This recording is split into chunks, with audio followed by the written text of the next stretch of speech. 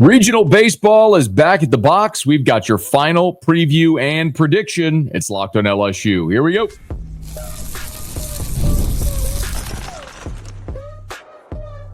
You are Locked on LSU, your daily podcast on the LSU Tigers.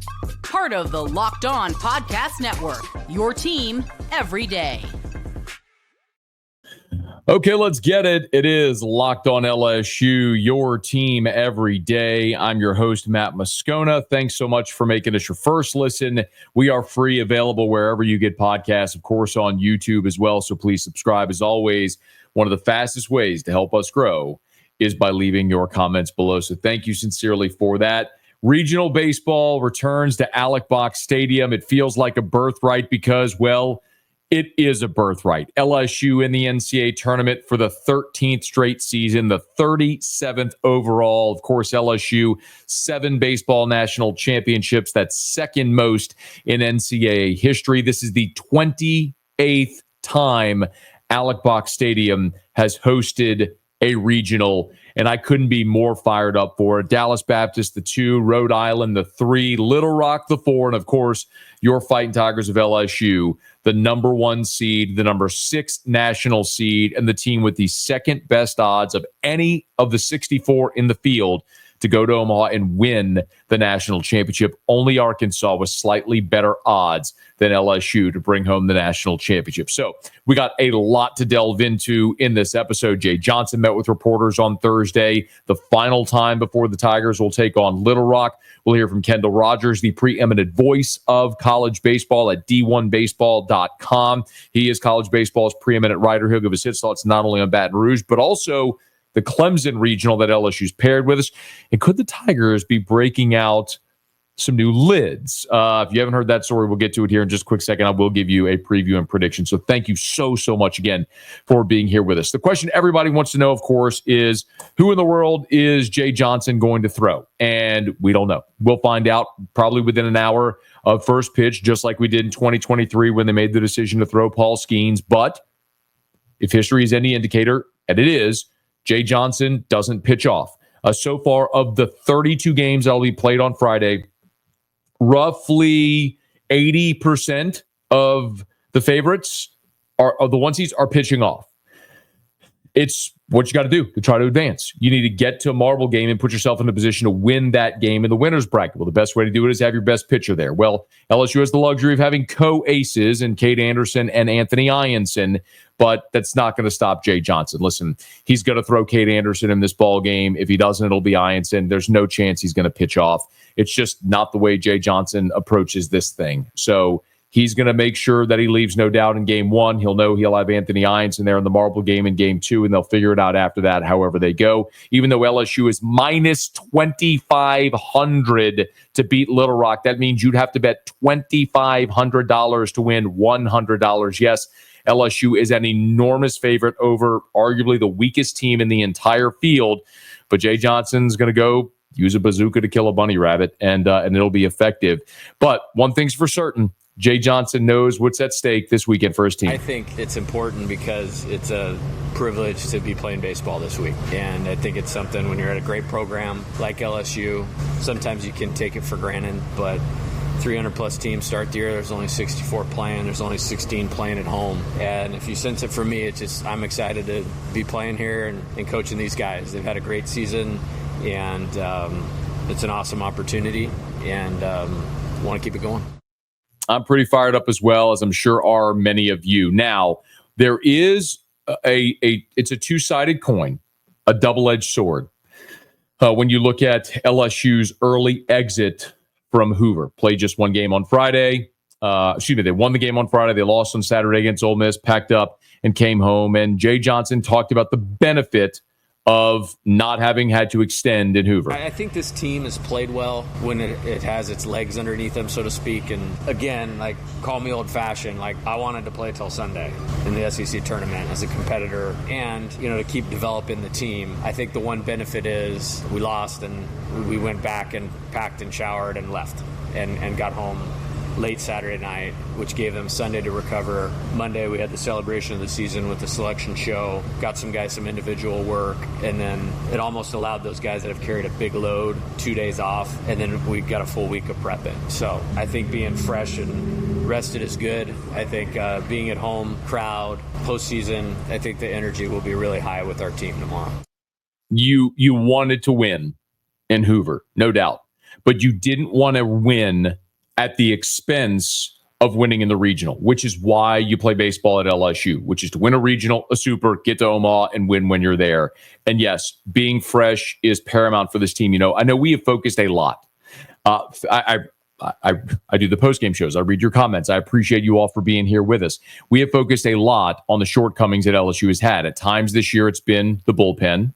As they've shortened the bullpen and gotten much more efficient there, in the last month, we focused more on some of the inefficiencies offensively. But what if I told you LSU's pitching staff enters the regional top 10 in the nation in 3 major categories? LSU's number 2 in the nation in strikeouts per 9 innings, number 6 in the nation in hits allowed per 9 innings, and number 7 in the nation in team ERA. Offensively, LSU's batting .301, that's 5th in the SEC, 3rd in the league in on-base percentage, 4th in the SEC in runs scored, 4th in the SEC in hits, 4th in the SEC in doubles. I mean, this is a very talented and potent team when they are at their best. Now, back to the pitching for a moment. We have talked plenty about Anderson, Ianson, Cowan, Evans. Those are the 4 all season, you know. And if you're an everydayer, shout out. We've talked about this all year. This is an old Skip Bertman mantra. By the time he got to Omaha, he needed 7. Now, I understand it's an expanded format now, so I could say you really need 8. You need 8 pitchers to be able to make an extended run in Omaha. Well, you got the 4 I just mentioned, okay? And as you look beyond those 4 and who you might be able to count on the rest of the way, it is very clear that in the last month, Chase Shores has found it. He's throwing 100 miles an hour. The slider has bite. He has been great over the last month. Chase Shores is one. And if you remember, there's another guy that I've talked about. You got to throw Jaden Newt in the mix as well. That puts you at 6. But over the last month, I told you, I had to whisper to me the 2 guys that LSU needed to count on to really step up and develop for a run were Shores and Jacob Myers. And I don't know if you paid attention, but we all know Jacob Myers, the issues, all right? I mean, he threw 101 in the SEC tournament. But the last 7 outings for Jacob Myers, and 6 of them were against SEC opponents. The lone exception was against McNeese in the midweek. Jacob Myers, his last 7 outings, 6 1/3. Listen to this: 6 1/3, 1 run on 2 hits, 10 strikeouts, 3 walks. That's over his last 7 outings, 6 against SEC opponents. That will play. And then you can also go to the bullpen when you need specialized relievers like Primo from the left side, Connor Ware from the left side. Maybe you need to go grab Maverick Rizzi. You'll have your up 10, down 10 guys, Cooper Williams. You have guys you can count on. But the ones that can give you length, that can extend, and that can get you there are those 7 that I just mentioned. Anderson, Ianson, Cowan, Evans, Newt, Shores, Myers. They're 7. And if you got to go grab a lefty, DJ Primo is probably your next guy up. There's 8. Rizzi, Williams, those guys lingering around could give you a little bit more. But you've got the guys you feel like you can count on right now. And what a major benefit that is. Jay Johnson talked about the bullpen depths he's got going into this region. I feel pretty good. And I would say this, if Jay Johnson doesn't feel good about his pitching at this point, then nobody in the country should. I feel like those guys are aligned really, really well right now. And Coach Yeski's done a great job, and they've improved, and I think they have confidence. They're throwing their pitches with conviction, and I'm excited to watch them execute this weekend. Jay Johnson used the third person to describe himself, but his staff is throwing really well. I just told you. They're top 10 in the nation in 3 categories. You've got co-aces. Cade Anderson this week, we saw Baseball America put out a mock draft, has him number 3 to the Seattle Mariners. I mean, you're talking about 2 dudes that are awesome co-aces. Most would love to have 1. You've got 2. They can pace you through a postseason with those 2 guys. The offense has to come along. We'll see if they can do it. It starts Friday against Little Rock. Now, a guy who covers college baseball better than anyone is Kendall Rogers from D1Baseball. Had a chance to talk to Kendall on Thursday, the eve of the Baton Rouge Regional. I got his thoughts not only on the Baton Rouge Regional, but also the Clemson Regional, which is paired with Baton Rouge. You'll hear that next. Locked on LSU, your team every day. The NBA playoffs are in full swing, and every night delivers highlight-worthy performances, major momentum shifts, and can't-miss moments. Whether it's a game-winning shot or a breakout player, there's never been a better time to get in on the action. FanDuel makes it easy to stay in the game before tip-off and live. With player props, performance trends, and same-game parlays, fans have more ways than ever to play smart and win big. We're trugging along still in the Eastern Conference Finals. The Knicks at the Garden, they avoid elimination, so they play on in the East. Meanwhile, OKC rests and waits. Who do you think advances to take on the Thunder? You can bet on it. And if you're new to FanDuel, it's the perfect time to sign up. So head to FanDuel.com. Place your first $5 bet. If it wins, you'll get $200 in bonus bets. Make every moment more with FanDuel, official sports betting partner of the NBA. Kendall Rogers from D1Baseball has been good enough to be a guest on my radio show every Thursday all throughout the season for several years now. Again, at D1Baseball, that is the premier source. He is the founder publisher of D1Baseball. Quite honestly, there's just nobody better when it comes to college baseball writers in the country. And so I asked Kendall his thoughts on the Baton Rouge Regional, and naturally, he said LSU fans should be pretty excited because this is about as positive and good a draw as you can hope for, something that we all know and have talked a good bit about.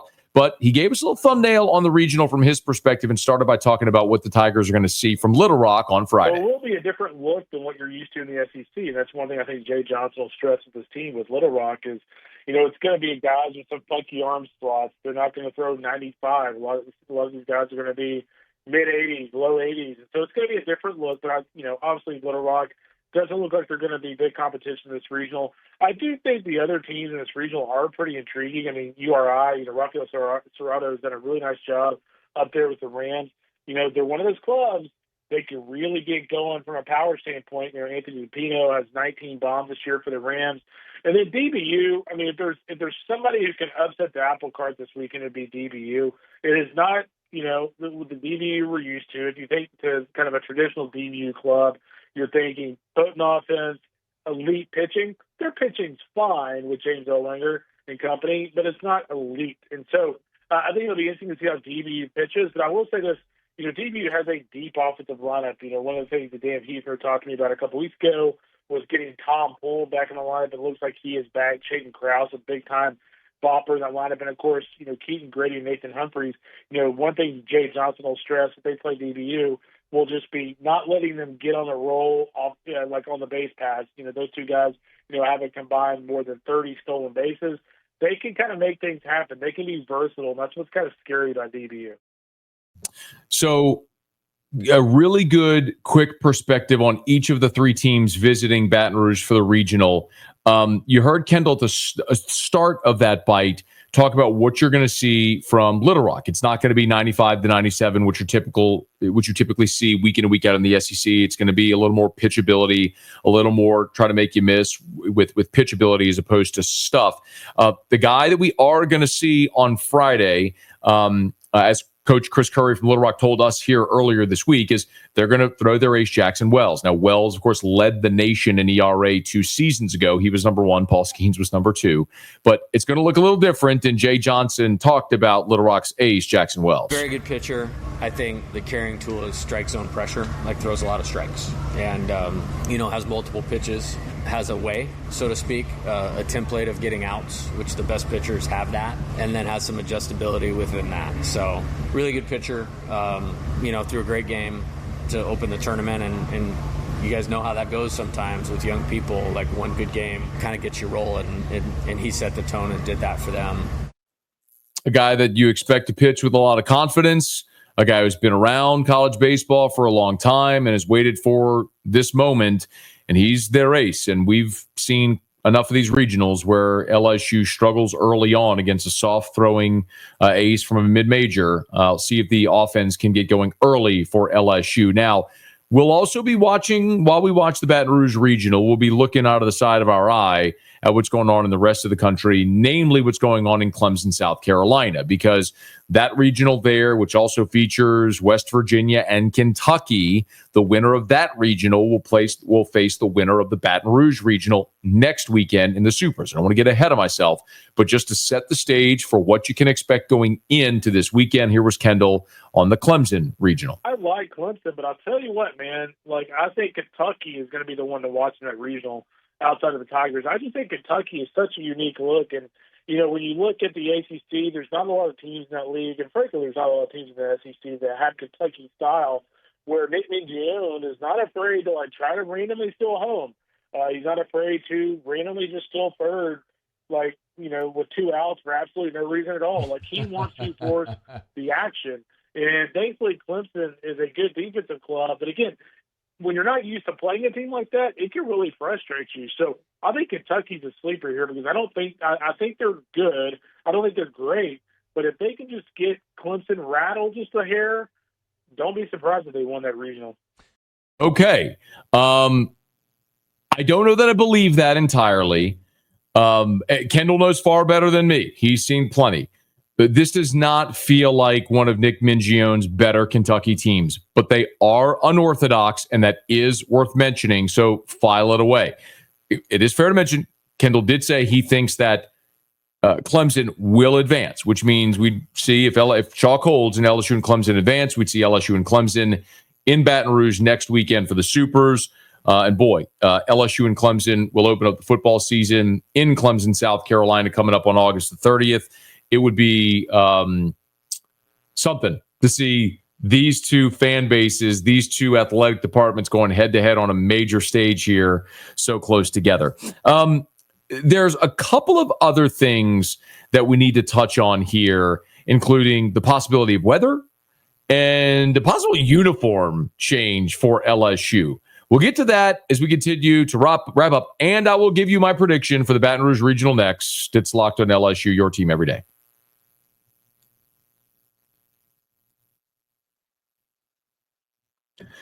Okay, first things first. It is May in Louisiana, and it rains a lot. So there's always the possibility of weather. And as I record this late on Thursday night, I'm pulling up the weather app. And so depending on when you're listening or watching this obviously could change.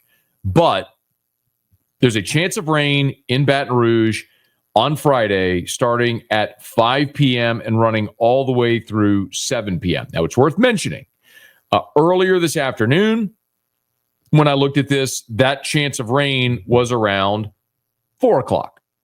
The worst thing that could happen is you start the game. Let's say Jay Johnson starts Cade Anderson. The worst thing that could happen is you start Cade Anderson, you play 3 innings, lightning strikes within 8 miles of the box, they clear the field, hour-long delay, and now you've burned Cade Anderson for the weekend. That's the worst case scenario for this regional. So I would imagine that all the way up until first pitch, Jay Johnson's going to be monitoring the weather. Now, he was asked on Thursday navigating weather in a regional and how he does it. You have to be really deliberate in how you line your pitching up. You have to be really deliberate in keeping your team engaged. And this team has had so much experience with delays and stoppages and all of that. I feel like they're prepared to handle that very, very well. Really, really look forward to a weekend with no delays, no stoppages. From his mouth to God's ears. By the way, to his point, I'm literally, if you're listening, not watching, if you're watching, you see it. I'm wearing a shirt that says 1:17 a.m. We're like an alarm clock font. We're the best team in America at 1 a.m. Jay Johnson. That's the quote he had when LSU continued to see games go deep into the night. We saw it against Tennessee, where we saw it when LSU had the 2 walk-off wins at identical 1:17 a.m. times because LSU has played deep into the night. We saw the series against Arkansas where the Friday game got moved to Saturday. You ended up playing a Saturday doubleheader. So, yes, this is a team that has dealt with a lot of stoppages from the first week of the season. Remember, the first midweek game was supposed to be that game down at Nichols, but it was freezing raining, so they moved it. The last midweek game of the season was against Grambling. You ended up canceling it because of weather. So, yes, this team has dealt with a lot. I don't worry about LSU's ability to deal with it. Now, they didn't deal with it well against Northwestern State. Remember, you had an hour-and-a-half rain delay. You came out of that rain delay flat as a pancake, and you got run ruled by Northwestern State. So there's been good and bad ups and downs, ebbs and flows with that. But mostly they've handled it well. My one concern, like the singular concern, is not how LSU would handle a delay. It's your pitching, in particular on Friday, because Saturday and Sunday look beautiful. But it's if there is the threat of weather in Baton Rouge, and this is a big hypothetical, but if there is the threat of weather in Baton Rouge on Friday during the game, does Jay Johnson start Cade Anderson knowing that could happen? I'll remind you also, go back to the Super Regional against Kentucky in 2023. It was a similar situation, man.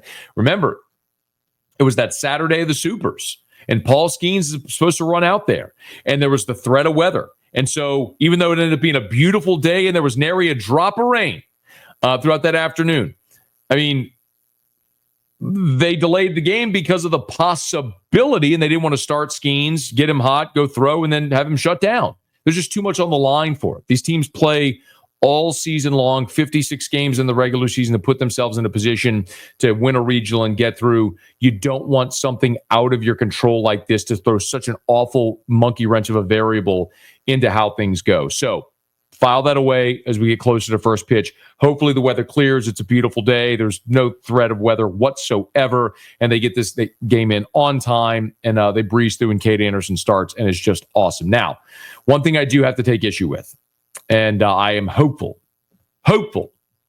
that we do not see this. But LSU's practice on Thursday was open to the media. And this wasn't Jay Johnson's doing. That's an NCAA mandate. Each team, even though LSU's playing at the box, each team has an NCAA mandated or allotted practice time on the field. And that is open to the media. So when LSU was practicing and there were a lot of time on Thursday, there were many of the guys who were wearing gold hats. This is something that is, to me, abhorrent.